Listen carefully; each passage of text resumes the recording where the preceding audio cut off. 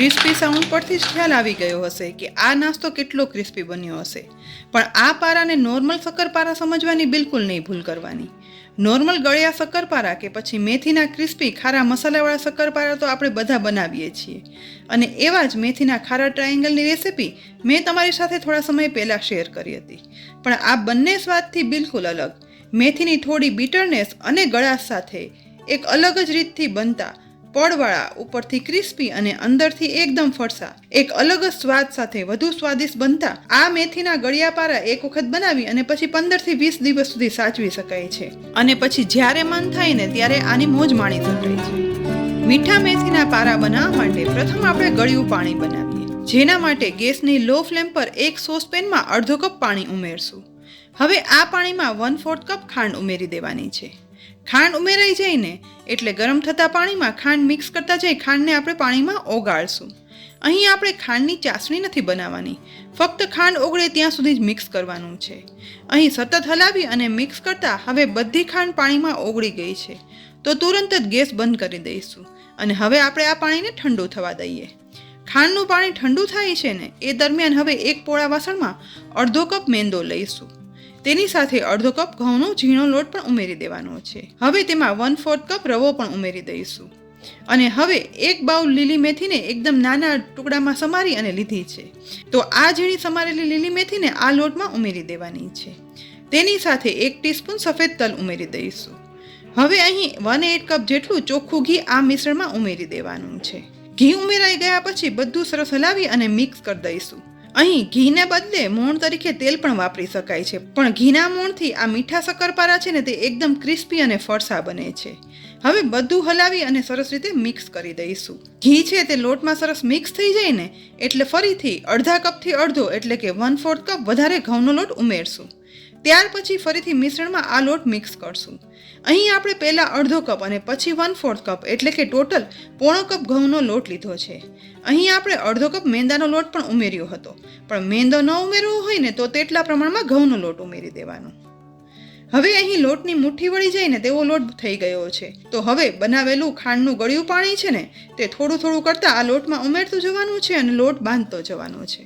અહીં આપણે લોટ છે ને તે રોટલી કે પરોઠા જેવો સોફ્ટ નથી બાંધવાનો, પણ જોઈતું પૂરતું પાણી ઉમેરતા જઈ આપણે એકદમ કઠણ લોટ બાંધવાનો છે. ધીમે ધીમે કરતાં એકદમ કઠણ લોટ બંધાઈ ગયો છે તો લોટ સહેજ એવો મસળી લઈશું અને લોટને હવે ઢાંકણ ઢાંકી દઈશું અને 15 મિનિટ માટે કૂણવવા રાખશું. આશરે 15 થી 20 મિનિટ પછી લોટનું ઢાંકણ ખોલીશું. લોટ કૂણવતા હાથમાં થોડો કઠણ થયો હોય ને તેવો લાગે છે. હવે ફરીથી લોટને થોડો એવો મસળી લઈશું. લોટ મસળ્યા પછી હવે આ લોટમાંથી થોડા એવા મોટી સાઈઝના એટલે કે આ લોટમાંથી ટોટલ 3 લુવા બનાવી લઈશું. ત્યાર પછી તેમાંથી એક લુવાને લઈ ગોળ કરી લેવાનો છે. ગોળ લુવાને હવે પાટલી પર રાખી વણશું. અહીં લોટ કઠણ હોવાથી આપણે આ લુવો વણવામાં કોરા લોટની જરૂર નહીં પડે. આ લોટ કઠણ હોવાથી થોડું એવું જોર લગાવી અને વણવું પડે છે. અહીં પહેલાં આપણે મીડિયમ સાઇઝની જાડી રોટલી વણી લઈશું. મીડિયમ સાઇઝની જાડી રોટલી વણાઈ જાય ને એટલે હવે આપણે આ વણેલી રોટલીમાં અડધી ચમચી જેટલું ઘી લગાવી લેવાનું છે. અહીં મેં ઘી ગરમ કર્યું હોવાથી ઘીને બદલે તેલ જેવું લાગે છે. ઘી લગાવાઈ જાય ને એટલે ઉપરથી થોડો એવો કોરો લોટ પણ સ્પ્રેડ કરી દેવાનો છે. કોરો લોટ સ્પ્રેડ કર્યા પછી હાથ વડે બધી બાજુ સરસ લગાવી પણ દઈશું. બસ લોટ લગાવાઈ જાય ને એટલે રોટલીઓની કિનારીઓ બધી બાજુથી લઈ અને કવર કરી લઈશું અને રોટલીને પેક કરી ફરી લુવો બનાવી લઈશું. લુવો બની જાય ને પછી આ બનાવેલા લુવાને સાઈડ ચેન્જ કરી અને ફરી વણશું. આ રીતે રોટલીમાં ઘી અને લોટ લગાવવાથી પેક કરી અને વણીએ ને તો તેમાંથી બનતા મીઠા પારા છે ને તે ક્રિસ્પી અને ફરસા તો બને છે, સાથે સાથે માર્કેટમાં મળતા પારા જેવા 2 પડવાળા થાય છે. અહીં વણતા જઈ હવે જાડી રોટલી વણાઈ ગઈ છે અને રોટલીની થિકનેસ આટલી રહી છે, પણ હજી થોડું વધારે વણવું પડશે કારણ કે આપણે અહીં એકદમ પતલી રોટલી તો નહીં પણ થોડી વધારે જાડી લાગે ને તેવું વણી લેવાનું છે. બસ થોડો એવું વધારે વણ્યા પછી પરોઠાથી સહેજ જાડી એવી રોટલી વણાઈ ગઈ છે. તો હવે આપણે પીઝા કટર લઈશું અને તેની મદદથી મીડિયમથી નાની સાઇઝના ઊભા કટ કરી લેવાના છે. અહીં આ રોટલી થીક રાખી છે અને તેમાંથી મીડિયમથી નાની સાઇઝના પારા દેખાવમાં વધારે સરસ લાગે છે, પણ જો તમને મોટી સાઇઝના પારા બનાવવા હોય ને તો તમે મોટા કટ પણ રાખી શકો છો. એક સાઈડ સીધા કટ પડી જાય ને એટલે હવે પાટલીની સાઈડ થોડી એવી ચેન્જ કરશું. ત્યાર પછી પાડેલા કટથી થોડા ક્રોસમાં પીઝા કટર વડે કટ પાડવાના શરૂ કરશું, જેથી નાનાથી મીડિયમ સાઇઝના શક્કરપારા તૈયાર થાય. અહીં ક્રોસમાં પણ કટ કર્યા પછી જુઓ મીડિયમથી નાની સાઈઝના આ શક્કરપારા બની અને તૈયાર થઈ ગયા છે.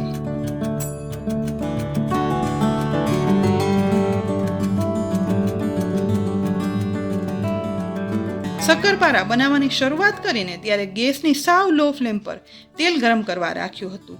તો આ મેથીના મીઠા પારાને તળતા પહેલા સહેજ એવો વણેલો લોટ ઉમેરી તેલનું ટેમ્પરેચર ચેક કરી લેવાનું છે. અહીં આ તેલ પણ એકદમ ગરમ નહીં, પણ ઉમેરેલ પીસમાંથી ફક્ત તેલના બબલ્સ નીકળે ને પણ તે પીસ તળાય અને ઉપર નથી આવતું. બસ લો ફ્લેમ પર આટલું જ ગરમ તેલ આ મીઠા પારા તળવા માટે યોગ્ય છે. તો હવે કટ કરી તૈયાર કરેલા આ મેથી પારાને આપણે ધીમે ધીમે તેલમાં તળવા માટે ઉમેરતા જવાના છે. આ પારા છે ને તે એકી સાથે ના ઉમેરી દેતા એક પછી એક છૂટા કરી અને ઉમેરતા જઈશું. વળી અહીં તેલનું ટેમ્પરેચર ઓછું હોવાથી બધા જ પારા ઉમેરાઈ ગયા પછી પણ તે તુરંત જ તળાય અને ઉપર નહીં આવે. તેલમાં ઉમેર્યા પછી અંદાજે 1 મિનિટ જેવો સમય પછી શક્કરપારા તળાય અને ઉપર આવવાની શરૂઆત થવા લાગે છે.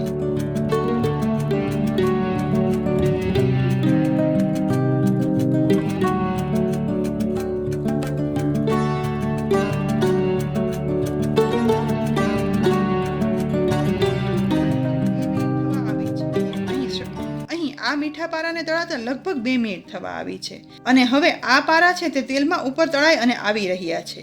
તો ત્યાર પછી આપણે ઝારા વડે આ પારાને તેલમાં હલાવશું. મેથીના આ પારા છે ને તે આપણે થોડા થીક બનાવ્યા છે, માટે આ પારાને તળાય અને ક્રિસ્પી થવામાં ખૂબ જ સમય લાગે છે. પણ ખૂબ જ ધીરજ રાખી ગેસની લો ફ્લેમ પર આપણે આ પારા તળવાના છે, જેથી ઉપરથી ડાર્ક બદામી પડ સાથે તે અંદર સુધી તળાય ક્રિસ્પી ફરસા ગળિયાપાળા બને. અહીં હવે પારાને તળાતા આશરે 6 થી 7 મિનિટ જેવો સમય થઈ ગયો છે. લીલી મેથી સાથે બનતા આ ગળિયાપારા તળવાનો એક અલગ જ ખૂબ જ સરસ સુગંધ આવી રહી છે અને હવે આ પારાનો કલર ચેન્જ થઈ સહેજ ગુલાબી જેવો પણ થયો છે. પણ હજી આ પારા છે ને તે અંદર સુધી નથી તળાયા, માટે વધુ 3 થી 4 મિનિટ ગેસની સાવ લો ફ્લેમ પર જ તળવા દઈશું. અહીં લગભગ ટોટલ 10 થી 11 મિનિટ જેવો મેથીના પારા તળાતાને સમય થઈ ગયો છે અને આ મીઠા પારા છે ને તે એકદમ સરસ બદામી બ્રાઉન તળાઈ અને ક્રિસ્પી થઈ ગયા છે. દરેક પારામાં અંદર થયેલા પડ દેખાઈ પણ રહ્યા છે અને જ્યારે અંદર સુધી આ પારા તળાઈ જશે ને ત્યારે તેમાંથી તેલના બબલ્સ નીકળતા પણ બંધ થઈ જશે. તો હવે આ તળાયેલા મેથીના પારાને આપણે તેલમાંથી નિતારી અને બહાર કાઢી ટિશ્યુ પેપર પર એક ડીશમાં રાખી દઈશું. અંદર પડેલી ક્રેક અને તેમાં બનેલા લેયરથી તમને ઓટોમેટિક ખ્યાલ આવી જ જશે કે આ મેથી પારા છે તે કેટલા ફરસા અને ક્રિસ્પી બન્યા હશે. અને વળી મેથીની માઇલ્ડ કડવાશ સાથે ખાંડના ગળ્યા ટેસ્ટનું એક અલગ જ અને ખૂબ સ્વાદિષ્ટ કોમ્બિનેશન બને છે, જે ખાવાની મજા જ કંઈક જુદી છે. ગળ્યા હોવા છતાં આ મીઠા પારા સાંજે ચા સાથે પણ એટલા જ ભાવશે. વળી અહીં જુઓ અંદર પડ પણ ખૂબ જ સરસ પડ્યા છે અને 2 હાથ વડે સહેજ એવું પ્રેસ કરતા તેના ટુકડા પણ ઇઝીલી થઈ જાય છે, જેના પરથી તમને ખ્યાલ આવી જશે કે ઉપરથી ક્રિસ્પી લાગતા આ મીઠા પારા છે ને તે અંદરથી કેટલા વધારે ફરસા બન્યા હશે. તો ફ્રેન્ડ્સ, ખારા શક્કરપારા તો આપણે હંમેશા બનાવતા જ હોઈએ છીએ, પણ આ રીતે મેથીના સ્વાદ સાથે મીઠા પારા એક વખત બનાવશો ને તો પછી તમે ખારા શક્કરપારા બનાવવાનું જ ભૂલી જશો. એટલા બધા તમને અને ઘરમાં બધાને મીઠા પારા પસંદ આવશે.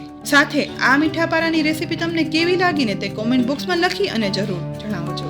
તેની સાથે રેસીપી પસંદ હોય ને તો જરૂરથી લાઈક કરી અને શેર કરજો અને અમારી ચેનલને સબસ્ક્રાઇબ કરવાનું બિલકુલ ના ભૂલતા.